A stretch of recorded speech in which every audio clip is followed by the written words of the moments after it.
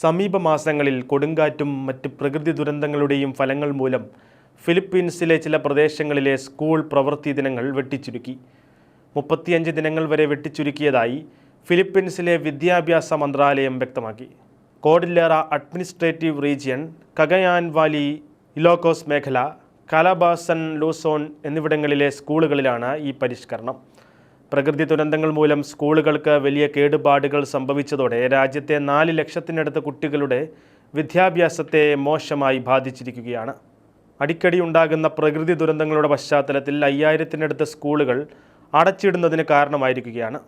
സമീപ വർഷങ്ങളിൽ ഫിലിപ്പീൻസിലെ വിദ്യാഭ്യാസ നിലവാരം വളരെ മോശമായ സാഹചര്യത്തിലൂടെയാണ് കടന്നുപോകുന്നത്.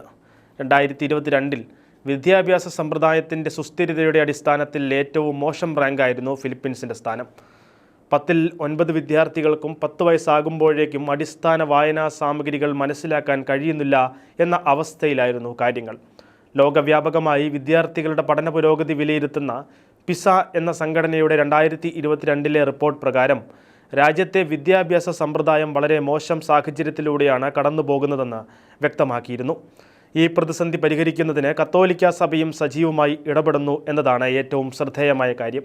ഇത് അവഗണിച്ച് കളയേണ്ട ഒരു പ്രതിസന്ധിയല്ല, വളരെ ഗൗരവമായ ഒന്നാണ് എന്നായിരുന്നു കഴിഞ്ഞ ദിനം ഡാവോ സിറ്റിയിലെ Catholic Education Association of Philippines അസംബ്ലിയുടെ ഉദ്ഘാടന വേളയിൽ Davao archbishop Romulo Valles പറഞ്ഞത്. ഈ വെല്ലുവിളികളെ നേരിടാൻ രാജ്യത്തെ കത്തോലിക്കരായ അധ്യാപകരോട് അണിചേരാൻ ആർച്ച് ബിഷപ്പ് ആഹ്വാനം ചെയ്തു.